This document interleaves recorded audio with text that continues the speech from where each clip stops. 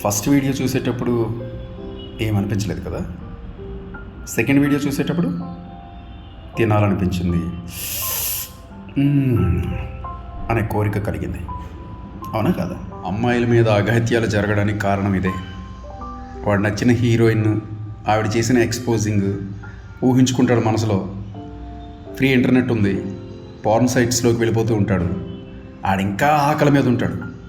ఇలా బహిరంగ ప్రదర్శన చేస్తే బలైపోయేది అమాయకులు, ముసలివాళ్ళు, చిన్నపిల్లలు. So my final word is అందమైన ఆహారమైన కప్పుకొని ఉంటే కోరికలు కలగవు. దానికి బెస్ట్ ఎగ్జాంపుల్ నేను చూపించిన వీడియోనే. అలానే మొత్తం కంట్రోల్ చేసేయగలం అఘాయిత్యాలు అని కూడా అనలేం. కొంతవరకైనా కంట్రోల్ చేయొచ్చు.